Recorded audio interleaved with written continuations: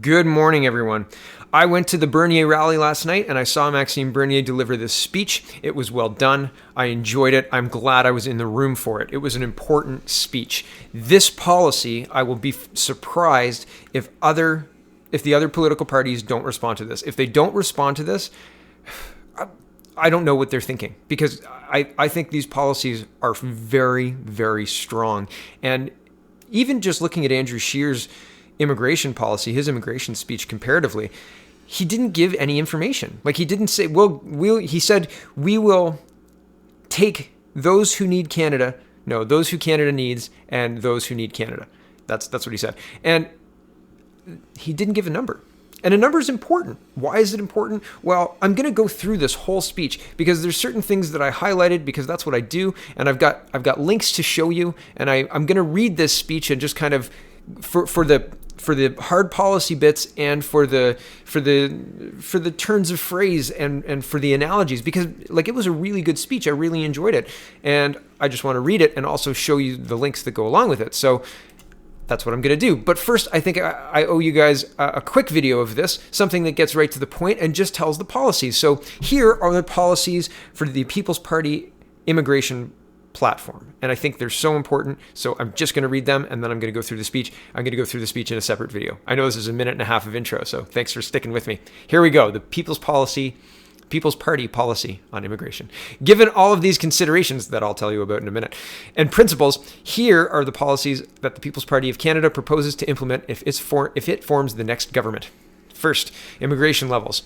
Canadian society cannot successfully integrate 350,000 immigrants and refugees every year as the Liberals and probably also the Conservatives are planning to do.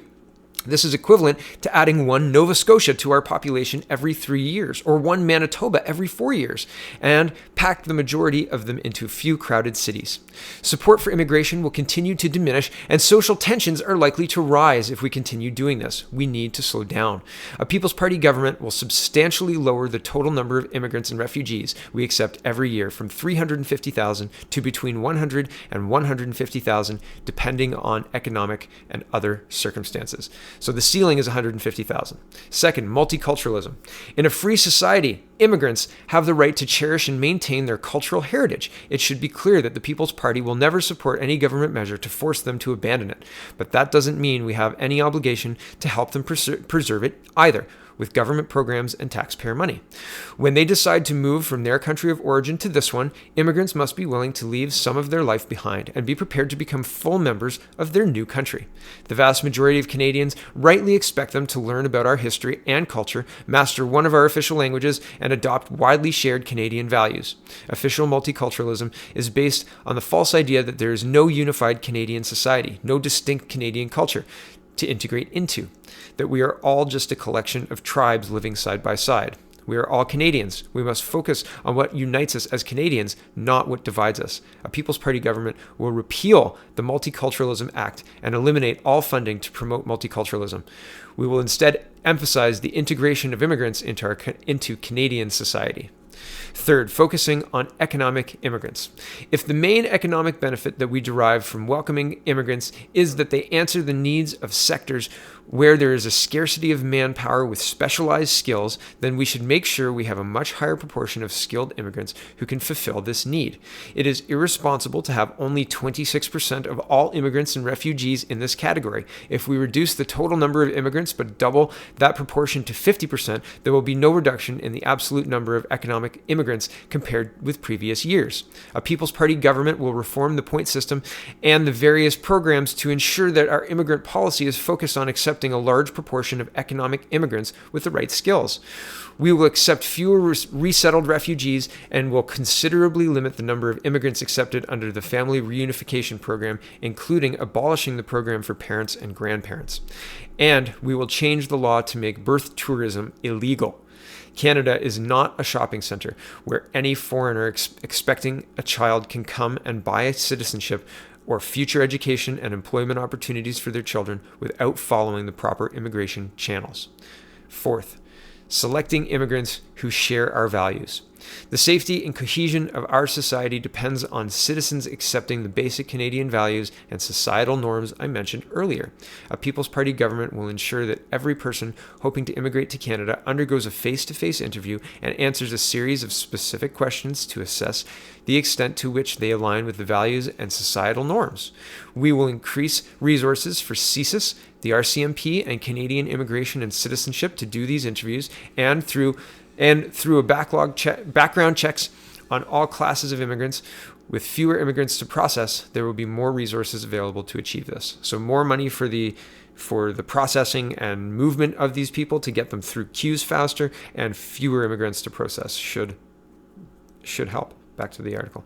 Finally, on the issue of refugees, a People's Party government will take every measure necessary in partnership with our American neighbors to stop the flow of illegal migrants at the border. We will declare the whole border an official port of entry and send back to the U.S. anyone trying to enter illegally. Instead of making it easier to enter Canada and helping these illegal refugees, as the Liberal government has done, we will make it more difficult by fencing off the areas where it takes place, such as Roxham Road in Quebec.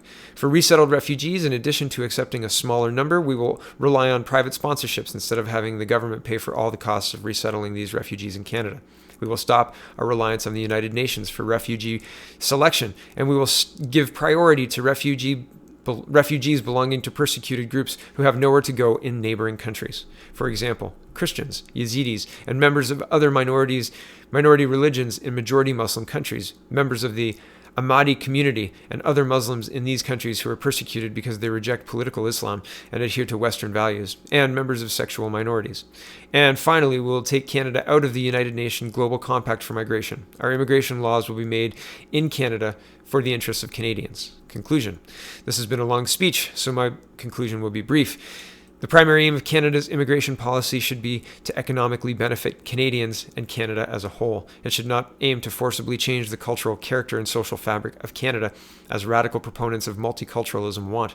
Canada has its own distinct identity, worth preserving among the nations of the world. It should not put excessive financial burden on the shoulders of Canadians in the pursuit of humanitarian goals. Canadians are generous, but it is not our responsibility to solve the world's problems. And it should not be used as a political tool to pander and buy votes among immigrant communities. This kind of ethnic politics practiced by all other parties will lead to even more social division. We are all Canadians. The People's Party will unite Canadians with an immigration policy designed to benefit all of us. So, I know I read the conclusion of the speech there. I'm going to reread the speech, and I'm going to have links that show what Max is talking about. You'll be able to look at the links in the description of the video, which is below the video, in a box below the video. You may have to expand it to see it. But if you want to see the links, if you want to see about birth tourism, and if you want to see about how much immigrants cost according to a Fraser Institute study, and world's least affordable cities, all of what Max is talking about, I'm going to back up with some links, and I'm going to reread the speech. So if you want to see that, check out the other video. And if you just wanted to know about the policies, well, thanks for listening to me talk so much.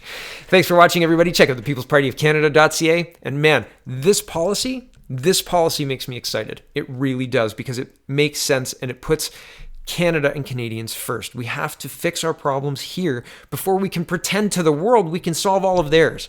Really. And pretending that just a little bit more tax dollars will do it, just a little bit more, right? If we just give a little bit more, maybe we can fix the problems of the rest of the world. While we have homeless, while we have drug crisis, while we have people breaking the law and not facing the consequences of that because they skip town, or they get on a plane, or they walk away from their mental health institution and get on a plane. Things are going in the wrong direction in Canada, and the people in charge are ignoring it and calling people who call them out names on Twitter, on Facebook, in person. Pay attention. What's happening is very important, very important. And this speech was very important too. I say again, thanks for watching, everybody. Check out the People's Party of Canada.ca and have a wonderful, wonderful day.